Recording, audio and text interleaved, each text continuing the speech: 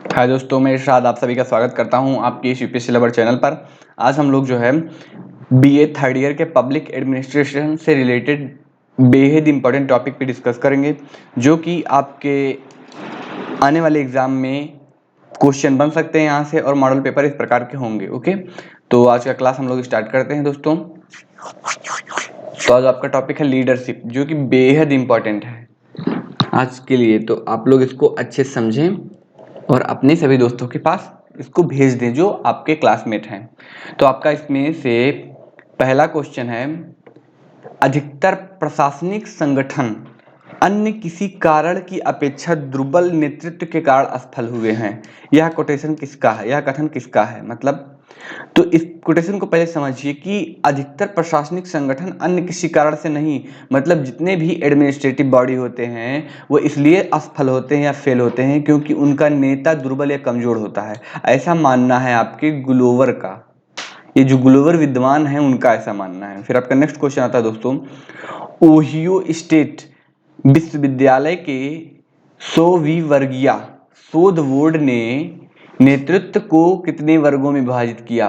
तो ओहियो क्या है? ओहियो जो है अमेरिका का एक स्टेट है, वहां पर स्थित एक विश्वविद्यालय है जिसने शोध किया था। भाई तो आपको क्वेश्चन होना चाहिए किस पे शोध किया था, तो शोध करने वाला टॉपिक था नेतृत्व, यानी कि लीडरशिप, जो हम अभी पढ़ रहे हैं। तो उसने नेतृत्व को कितने भागों में बांटा? तो उसने नेतृत्व को यानी कि लीडरशिप को 5 भागों में बांटता है। ठीक है, फिर आपका नेक्स्ट क्वेश्चन आता है दोस्तों, ओहियो स्टेट विश्वविद्यालय के 7वीं वर्गीय शोध बोर्ड द्वारा नेतृत्व की वर्गीकरण में सम्मिलित हैं। तो जो वहाँ का ये ओहियो स्टेट ऑफ यूनिवर्सिटी होता है, ओहियो स्टेट का यूनिवर्सिटी होता है, उसमें इन प्रकार के नेतृत्व को बांटा जाता है, जैसे नौकरशाही लीडरशिप या ब्यूरोक्रेटिक लीडरशिप, फिर तानाशाही आपका, फिर कूटनीतिज्ञ, विशेषज्ञ और सहयोगी। ये सभी प्रकार के लीडरशिप को डिवाइड किया जाता है। कहाँ पर? किसके शोध में?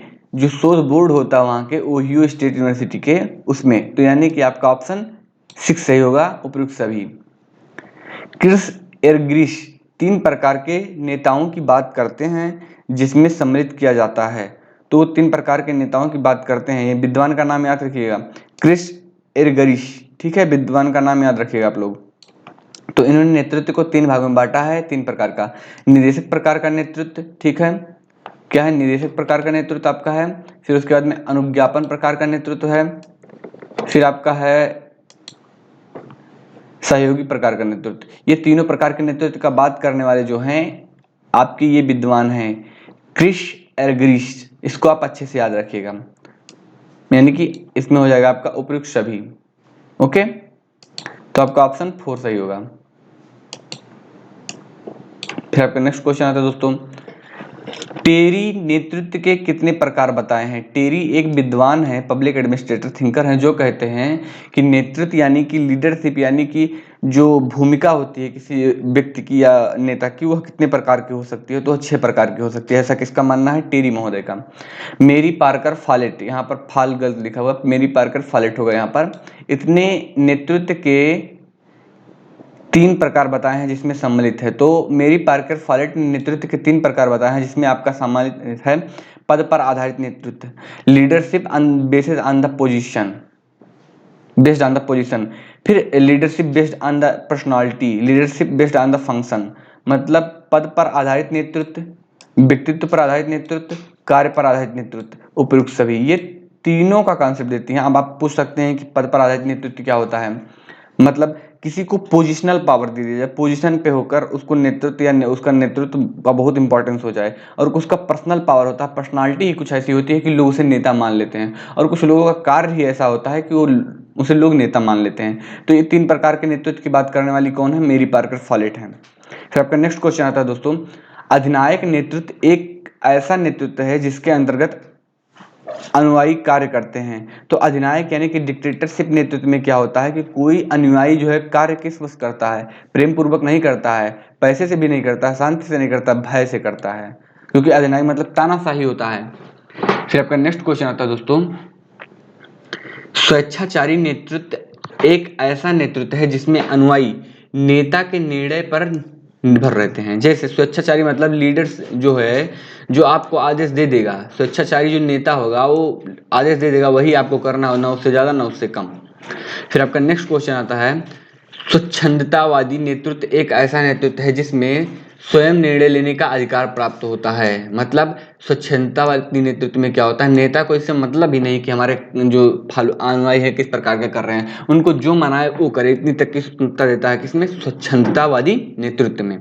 फिर आपका नेक्स्ट क्वेश्चन आता है दोस्तों, लोकतांत्रिक नेतृत्व एक ऐसा नेतृत्व है जिसमें नेता अनुयायी के साथ विचार विमर्श करता है। तो आप जानते ही होंगे कि डेमोक्रेसी का मतलब ही होता है डिबेट, डिस्कशन।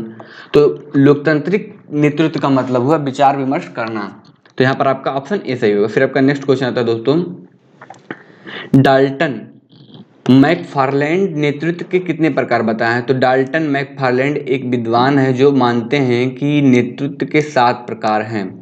फिर आपका नेक्स्ट क्वेश्चन आता है, चेस्टर बर्नार्ड जो कि बहुत ही इंपॉर्टेंट एडमिनिस्ट्रेटिव थिंकर हैं का कथन है, एक प्रबंधन के रूप में नेतृत्व 3 महत्वपूर्ण कार्य बताएं। मतलब एक नेतृत्व या नेता जो है 3 प्रकार के कार्य करता है, ऐसा किसका कहना है, चेस्टर बर्नार्ड का। तो कौन कौन से कार्य की बात करते हैं, देखिए आप, संगठन में संप्रेषण प्रणाली को बनाए रखना। संगठन में संप्रेषण मतलब कोई भी, संप्रेषण मतलब आप लोग जानते होंगे कि कोई चीज़ को एक जगह से दूसरे जगह पर भेजने की बात कर रहा है। तो मतलब ये मेंटेन करे, कौन कहता है ऐसा, चेस्टर बर्नार्ड कहते हैं। फिर आपका नेक्स्ट आता है दोस्तों, व्यक्तियों से आवश्यक सेवाएं प्राप्त करना। जो व्यक्ति आपके हैं, मतलब जो एक संगठन में कर्मचारी है, उनसे भी अच्छे सेवाएं प्राप्त कर लेना, उनसे काम निकलवा लेना, ये भी एक नेता का कार्य होता है। ऐसा कौन मानते हैं, चेस्टर बर्नार्ड। फिर कहते हैं संगठन के उद्देश्यों एवं लक्ष्यों का निर्धारण करना, ये भी एक नेता का काम होता है। ऐसा किसका मानना है, ऐसा मानना है आपके चेस्टर बर्नार्ड का। तो यानी कि आपका ऑप्शन 4 सही है दोस्तों, ये सभी सही हैं। ओके। फिर आपका नेक्स्ट क्वेश्चन आता है, हेनरी फ्योल ने नेतृत्व के 5 गुण बताए जिनमें सम्मिलित हैं। तो हेनरी फ्योल ने जो है ये कहा कि भाई नेतृत्व में जो नेता होता है उसमें कौन कौन से गुण होने चाहिए। तो उसने अपना खुद का विचार देता है कि नेतृत्व में 5 प्रकार के गुण होने चाहिए एक नेता में। तो कहता है पहले नंबर तो नेता को शारीरिक रूप से हष्ट-पुष्ट होना चाहिए। फिर उसकी मानसिक शक्ति मजबूत होनी चाहिए। फिर वह नैतिक भी होना जरूरी है। फिर उसमें समानता का भाव भी हो। फिर उसके अंदर प्रबंध करने की जो क्षमता होगी वो भी अच्छी होनी चाहिए। तो ऑल ऑफ द मतलब ये सभी क्वालिटी एक नेता में होनी चाहिए। ऐसा किसका मानना है, ऐसा हेनरी फ्योल का मानना है। किसका, हेनरी फ्योल का दोस्तों, हेनरी फ्योल का मानना है ऐसा। तो आप लोग इसको अच्छे से याद कर लीजिएगा, बहुत ही इंपॉर्टेंट टॉपिक है। फिर आपका नेक्स्ट क्वेश्चन है दोस्तों, उर्विक ने भी नेतृत्व के 5 गुण बताए हैं जो निम्नलिखित हैं। तो उर्विक ने जो है ये 5 गुण बताए हैं। उर्विक कहता है कि साहस, लोचशीलता मतलब फ्लेक्सिबिलिटी, ईमानदारी मतलब हॉनेस्टी, इच्छा शक्ति मतलब विल पावर, नॉलेज मतलब ज्ञान, ये सभी एक नेता में होना चाहिए। ऐसा किसका मानना है, उर्विक ने। और उर्विक ने भी 5 गुण बताए हैं नेतृत्व के या नेता के। ठीक है दोस्तों, तो आई होप कि ये क्वेश्चन आपको समझ में आ गया होगा। फिर आपका नेक्स्ट क्वेश्चन आता है क्वेश्चन नंबर 15। क्वेश्चन नंबर 15 है कि संचार, यहाँ से आपका संचार वाला चैप्टर स्टार्ट होता है दोस्तों। संचार एक व्यक्ति से दूसरे व्यक्ति को सूचना एवं समझ हस्तांतरित करने की प्रक्रिया है। ऐसा किसका मानना है, तो ऐसा मानने वाले थियो हेमन है। तो इसमें इसके इनके स्टेटमेंट को समझिए दोस्तों। मतलब सूचना, संचार एक ऐसा सिस्टम है जिसमें एक व्यक्ति से दूसरे व्यक्ति तक कोई भी बात को पहुंचाया जाता है। तो बात में क्या होता है, सूचना होती है, सूचना यानी कि इंफॉर्मेशन होता है, समझ होता है, अंडरस्टैंडिंग होती है। ठीक है, ये सब चीज़ें पहुंचाई जाती हैं एक स्थान से दूसरे स्थान तक, एक व्यक्ति से दूसरे व्यक्ति तक, एक संगठन से दूसरे संगठन तक। ऐसा कहना किसका है, थियो हेमन का। फिर आपका नेक्स्ट क्वेश्चन आता है दोस्तों, संचार 2 या 2 से अधिक व्यक्ति के तथ्यों, विचारों, भावनाओं को पारस्परिक आदान प्रदान है। मतलब ये कहना है कि मतलब संचार वही सिस्टम है जिसमें व्यक्ति के तथ्यों, उनके विचारों और भावनाओं का एक दूसरे से आदान प्रदान होता है। तो ये कथन किसका है, यह कथन जो आपका है न्यूमैन समर का है, न्यूमैन एवं समर का है। फिर आपका नेक्स्ट क्वेश्चन आता है, प्रबंधीय कार्य की सफलता कुशल संचार पर निर्भर है। तो प्रबंधीय कार्य की सफलता जो है कुशल संचार पर निर्भर है। मतलब इसका कथन समझ सकते हैं कि जैसे किसी भी संगठन में जो संचार होना चाहिए बहुत तीव्र गति से होना चाहिए। मान लीजिए कि कोई मतलब कोई संगठन है, उसमें प्रॉब्लम आ गई या कहीं मतलब क्राइसिस आ गया, और क्राइसिस को सॉल्व करने में आपको ज़्यादा टाइम लगा कि सूचना पहुंचने में ज़्यादा देर हो गई, ठीक है। तो उसमें क्या होता है कि प्रॉब्लम उत्पन्न होती है, डिले एक प्रॉब्लम उत्पन्न करता है। तो ऐसा कहना है कि एक कुशल संचार होना चाहिए। तो ये कथन जो आपका है डाड महोदय का है। ठीक है। फिर आपका नेक्स्ट क्वेश्चन आता है, संचार प्रबंधन की मुख्य समस्या है, यह आपका एलिन डैड का है, एलिन डैड का।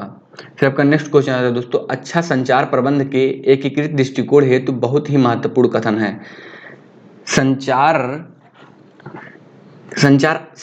अच्छा संचार प्रबंध के एकीकृत दृष्टिकोण हेतु बहुत ही महत्वपूर्ण कथन है। तो यह कथन किसका है? तो आपका ऑप्शन क्या दिया है? टेरी दिया है, ठीक है दोस्तों। फिर आपका सुजानिन दिया है, फिर आपका साइमन दिया है, उपयुक्त में से कोई नहीं दिया है। ठीक है दोस्तों, आपको बहुत ही इंपॉर्टेंट क्वेश्चन है। तो इसमें आपका क्या होगा? सुजानिन होगा। क्या होगा? सुजानिन। फिर आपका नेक्स्ट क्वेश्चन आता है दोस्तों, संचार प्रणाली में मुख्यतः कितने पक्ष होते हैं? तो संचार प्रणाली में मुख्यतः 3 ही पक्ष होते हैं।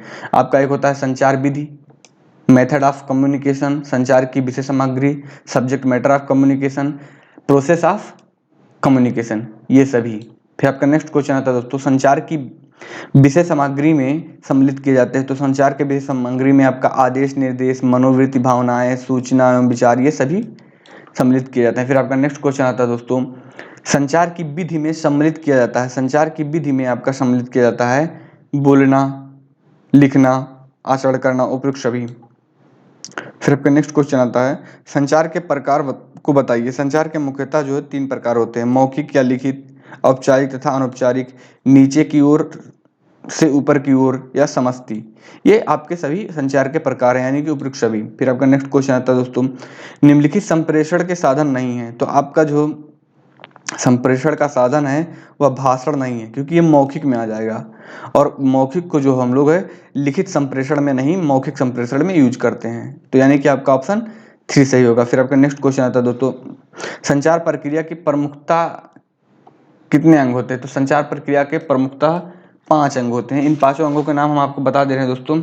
इसमें आपका कम्युनिकेशन आता है, कम्युनिकेटर आता है, फिर रिसीवर आता है, फिर मैसेज आता है, फिर आपका रिएक्शन आता है, फिर मीडिया। ये 5 संचार प्रक्रिया के प्रमुख अंग होते हैं दोस्तों। ओके। फिर आपका नेक्स्ट क्वेश्चन आता है, निम्नलिखित में से कौन संचार का अंग नहीं है? तो वाहन संचार का अंग नहीं है, संवाददाता मतलब कम्युनिकेटर है, मीडियम है आपका, और संवाद है, ये भी आपके हैं। लेकिन वाहन मतलब गाड़ी संचार का एक अंग नहीं है।